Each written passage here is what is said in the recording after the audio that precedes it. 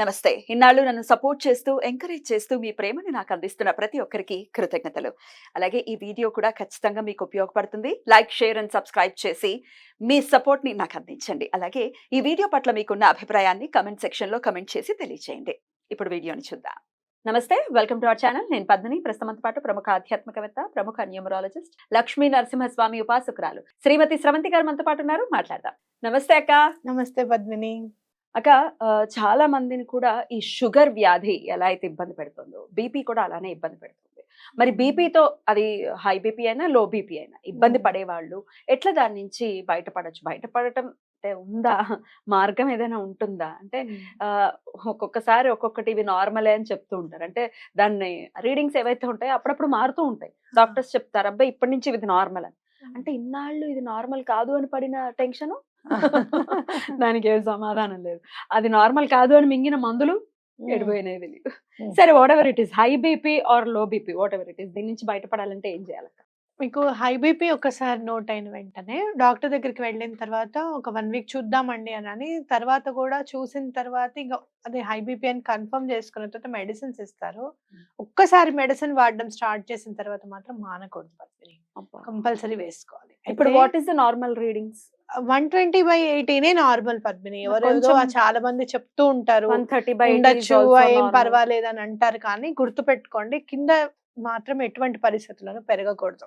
ఆ 80 అనేది మాత్రం 90లు 110 అలా ఉండకూడదు. కిందది పైది కొంచెం అటు ఇటు 130 అట్లా ఉన్నా పర్వాలేదు, కానీ కిందది పెరగకూడదు. అంటే మెయిన్ దీనికి సాల్ట్ చాలా పెద్ద పాత్ర పోషిస్తుంది అనేది గుర్తుపెట్టుకోవాలి. మనం అయోడైజ్డ్ సాల్ట్ ఎప్పుడైతే వాడడం స్టార్ట్ చేసామో ఈ హై బీపీలు అనేవి చాలా పెరగడం అనేది అక్కడే స్టార్ట్ అయింది. ఎప్పుడు కూడా ఫ్రీ ఫ్లోయింగ్ సాల్ట్ అని ఉండకూడదు. అంటే దాన్ని ఏదో మార్పు చేయకూడదు అనమాట. యాజ్ ఇట్ ఈస్ గా వాడుకోవాలి. కాకపోతే ఎందుకు మనం అయోడైజ్డ్ సాల్ట్ కి వచ్చాము అని అంటే, న్యాచురల్ సాల్ట్ ఏదైతే ఉందో మట్టి పేరుకుపోయి వచ్చేది బాగా. అంటే ఆల్మోస్ట్ బ్రౌన్ కలర్ అట్లా ఉండేది, కొంచెం ఇబ్బందిగా ఉండేది అనమాట. ఇక దాన్ని ప్యూరిఫై చేస్తున్నారు కదా అన్న ఉద్దేశంతో వాడడం స్టార్ట్ చేసాం. కానీ ఇప్పుడు నార్మల్ సాల్ట్ కూడా ప్యూరిఫై చేసి వస్తుంది కాబట్టి బాధపడక్కర్లేదు. మీరు ఇంకా కావాలి అనుకుంటే సైంధవ లవణం యూజ్ చేసే పింక్ సాల్ట్ యూజ్ చేస్తే కూడా చాలా మంచిదని చెప్పుకోవచ్చు. అయితే సాల్ట్ ఎక్కువగా వాడకడం వల్ల ఈ మనకి హై బీపీ అనేది వస్తుంది. డైలీ డాక్టర్స్ లెక్క మాత్రం 3-5 గ్రామ్స్ లోపలే ఉండాలి సాల్ట్ వాడకమని చెప్తారు. కానీ మనం ప్రతి దాంట్లోనూ 5 గ్రాములు వేసేస్తూ ఉంటాం. కూరలోను, ఉప్పులోను, పప్పులోను అన్నిట్లోనూ ఉప్పే కదా కావాల్సింది మనకి. మొత్తం అన్నిట్లో కలిపి 3 గ్రాములా? 3-5 గ్రాములు. సరే, దానివల్ల మనకి అది కాదు అని అనుకుంటే కన్నా ఒక్కటి ఖచ్చితంగా గుర్తుపెట్టుకోవాల్సింది ఏంటి అంటే, ఎప్పుడైతే మీరు హై బీపీ వస్తుందో వితిన్ 3-4 ఇయర్స్ లో డయాబెటీస్ అటాక్ అవ్వడానికి కూడా అవకాశం ఉందనేది గుర్తుపెట్టుకోవాలి. ఇంటర్లింక్డ్ అయ్యాయి రెండు. కాబట్టి ముందు మీరు హై బీపీ రాగానే ఫస్ట్ మీరు ఏం చేయాలి అని అంటే, ఫుడ్ విషయంలో జాగ్రత్త పడడము, వాకింగ్ అనేది చాలా ఇంపార్టెంట్ అనేది చూసుకోవాలి. స్వీట్స్ తగ్గడం, సాల్ట్ ఇంటేక్స్ ఎక్కువగా ఎందులో ఉంటాయి, చిప్స్, ఊరగాయలు, ఇలాంటి ఉప్పు ఊరేసిన ఏవి కూడా ఎక్కువగా తినకుండా చూసుకోవాలి. ఇప్పుడు మరి మనం చాలా హై బీపీ ఒకటేసారి చాలా కళ్ళు తిరుగుతున్నాయి, ఎవరో తోసేసినట్టుగా ముందుకెళ్ళిపోతుంది అనుకున్నప్పుడు ఇక్కడ ఉన్న వాళ్ళు అక్కడికి వెళ్ళిపోతారు. స్పీడ్ కదా, అంటే 120/80లో ప్రవహించాల్సిన ఆ ప్రెషర్ లో ప్రవహించాల్సిన రక్తం ఎక్కువగా అవడానికి ఛాన్స్ ఉన్నప్పుడు అలా జరుగుతూ ఉంటుంది. అలా అవుతున్నప్పుడు అలాంటి ఛాన్సెస్ ఉంటాయి. అలాంటి పరిస్థితుల్లో మీరు ఉన్నారు అని అనుకుంటే కనుక ఇప్పుడు నేను చెప్పే మంత్రము, దాంతో పాటు ఒకటి మనం నిమ్మకాయలతో చేసే ప్రక్రియ ఉంటుంది. తంత్రం అంటే భయపడిపోతారు, తంత్రం అంటే ఇదే అన్నమాట. నిమ్మకాయలతో చేసే ప్రక్రియని తంత్రం అంటే. తాంత్రికం ఇస్ డిఫరెంట్. కాబట్టి మీరు ఏం చేస్తారంటే, నిమ్మకాయలు తీసుకొచ్చుకోండి. నిమ్మకాయలు తీసుకొచ్చుకొని ఫస్ట్ వాటర్ గ్లాస్ లో తీసుకొని ఆ తర్వాత నిమ్మకాయ కట్ చేసి ఆ నిమ్మకాయ పిండండి. ముందు నిమ్మకాయ పిండేసిన తర్వాత వాటర్ పోస్తాం కదా, ఇక్కడ అలా కాదు, వాటర్ లో నిమ్మకాయ పిండాలి. పిండేసి పక్కకు పెట్టుకొని ఆ వాటర్ ని దేవుడి దగ్గర పెట్టుకొని ఓం సూం సూర్యాయ నమః అనే మంత్రాన్ని 108 సార్లు చదివేసేసి ఆ వాటర్ ని తాగండి. ఈ 2 నిమ్మకాయ డిప్పలు ఏవైతే మనం వాడుకున్నామో యూనివర్స్ కి దండం పెట్టుకొని బయటికి వెళ్ళి రావి చెట్టు దగ్గర పడేసేయండి. గుళ్ళో ఉందండి రావి చెట్టు, పడేయకండి. గుళ్ళో చెత్తను వేయకూడదు మనం. ఓకే, మనం యూజ్ చేసుకున్న దాన్ని ఏది కూడా గుడి లోపలికి తీసుకెళ్ళకూడదు. అంటే గుడి బయట ఆవరణలే, బయట ఎక్కడన్నా మీకు రావి చెట్టు కనపడుతుంది, అక్కడ చిన్నదైనా పర్వాలేదు, అక్కడ వేసేసేయండి. ఇలా మీరు కంటిన్యూగా ఒక 43 days చేస్తే ముందు ఆ హై బీపీ, చాలా హై బీపీ నోట్ అయింది కాస్త నెమ్మదిస్తుంది, మీకు ప్రశాంతత చేకూరుస్తుంది. బాడీ కూడా మంచిగా, అంటే ఇప్పుడు అందరూ కూడా ఆల్కలైన్ అవ్వాలి అంటున్నారు చూసావా, అదంతా కూడా క్లెన్స్ అవుతుంది అనమాట ముందు బాడీ. ఆ లెమన్ వల్ల ఏమవుతుందంటే క్లెన్స్ అవుతుంది, ఈ మంత్రం వల్ల ఏమవుతుందంటే ఆరోగ్యం చేకూరుతుంది. అలాగే వెళ్ళి మనం రావి చెట్టు దగ్గరికి వెళ్ళి వేసినప్పుడు 2 ప్రదక్షిణాలు చేసి వస్తే, 3 ప్రదక్షిణాలు చేసి వస్తే మంచిది. రావి చెట్టు గాలి అనేది మనకు ఆరోగ్యానికి మంచిది కాబట్టి చేయడము. అలాగే మీరు ఏం చేస్తారంటే ఆదివారం నాడు మాత్రం తీసుకునే నిమ్మకాయల్ని సోమవారం పడేయండి.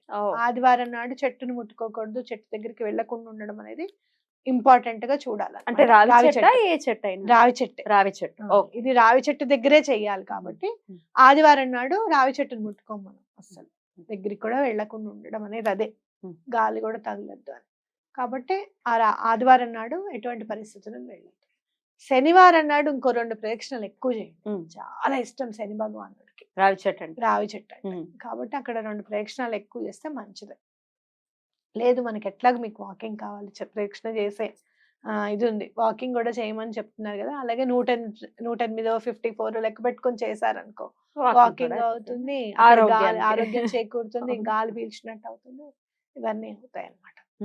అయితే మరి ఇప్పుడు ఇది కంపల్సరీగా చెయ్యాలా ఈ మంత్రం అనేది మనకి డౌట్ వస్తుంది. నిమ్మకాయ నీళ్ళు ఒకటి తాగితే సరిపోతుందా? అయితే ఈ మంత్రం చదువుతూ నేను చెప్పే స్విచ్ వర్డ్ కనుక చదివితే చాలా మంచిది. అయితే ఇక్కడ మనం చేయాల్సింది ఏంటంటే అడ్జస్ట్ బ్లడ్ ప్రెషర్ అనేది చదవాలన్నమాట. Adjust adjust blood pressure, tiny adjust blood pressure. ఈ టైనీ అన్నది మాత్రం గుర్తుపెట్టుకోండి, హై బీపీ ఉన్నప్పుడు అన్నమాట. ఒకవేళ మీకు లో బీపీ ఉంది అప్పుడు ఏం చేయాలి అని అంటే అడ్జస్ట్ బ్లడ్ ప్రెషర్. అంటే ఇక్కడ మనం టైనీ అన్నప్పుడు ఏమంటున్నాము అంటే ఎక్కువగా ఉన్నది తగ్గించమని చెప్తున్నాము, లో బీపీ ఉన్నప్పుడు యాడ్ చేసుకోమని చెప్తున్నాము అనమాట.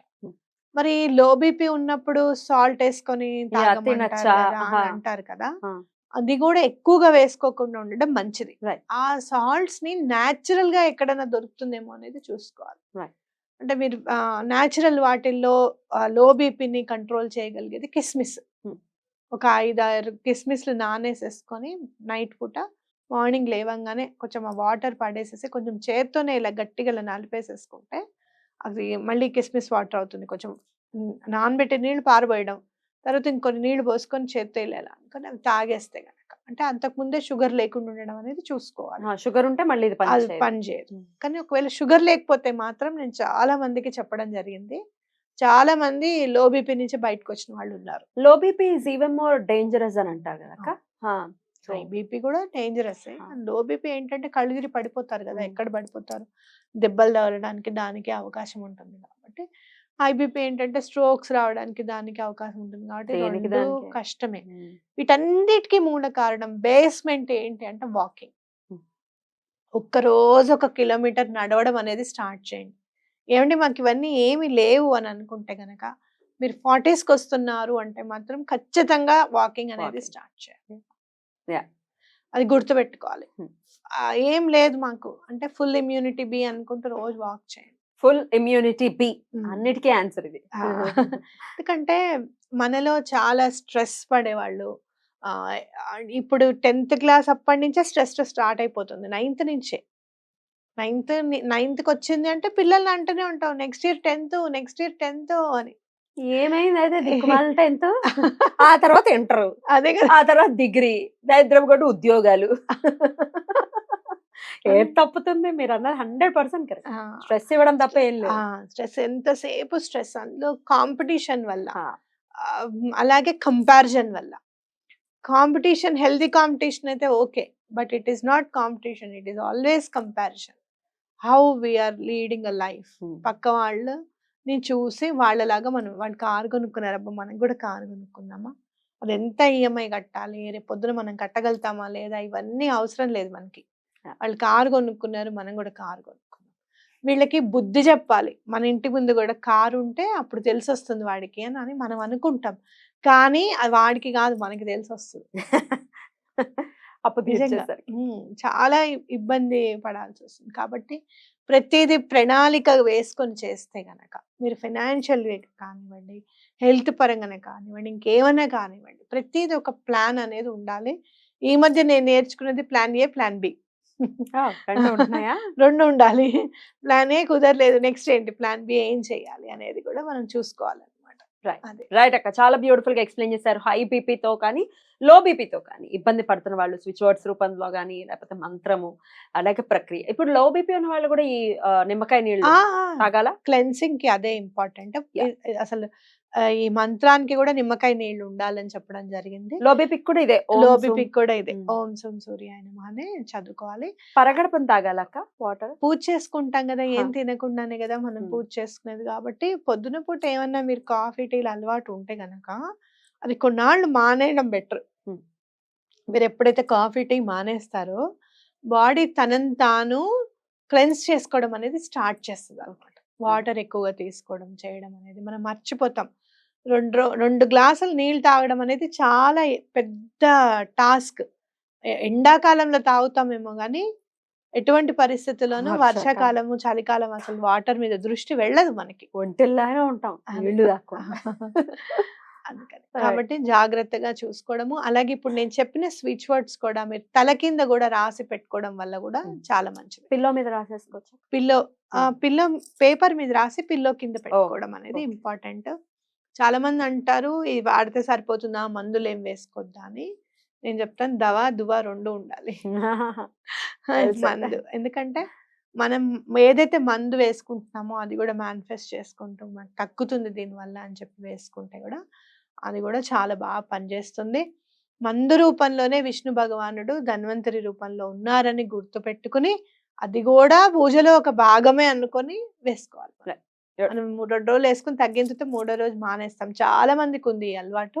ఎటువంటి పరిస్థితుల్లోనూ కోర్స్ ఎంతుందో తెచ్చుకోవడము, అది కంప్లీట్ చేయడం అనేది ఇంపార్టెంట్. రైట్. బ్యూటిఫుల్ అక్క. చాలా అద్భుతంగా తెలియజేశారు. ఇక నెక్స్ట్ ఎపిసోడ్‌లో వినికిడికి సంబంధించినటువంటి సమస్యల నుంచి బయటపడటానికి ఏం చేయొచ్చు అనేది నెక్స్ట్ వీడియోలో తెలుసుకుందాం. అలాగే మీరు ఎటువంటి సమస్యలతో ఇబ్బంది పడుతున్నారో, వాటి నుంచి బయటపడాలి అనుకుంటే గనుక ఎలా మీకు ఏమైనా తెలుసుకోవాలనుకున్న రెమెడీస్ వైస్ గానీ, లేకపోతే స్విచ్ వర్డ్స్ వైస్ గానీ ఏమైనా తెలుసుకోవాలనుకుంటే కామెంట్ సెక్షన్‌లో ఖచ్చితంగా మాకు తెలియచేయండి. ఆ వీడియోస్‌ని మీకు అందించేటటువంటి ప్రయత్నం ఖచ్చితంగా చేస్తాం. Thank you so very much అక్క. నమస్తే. నమస్తే.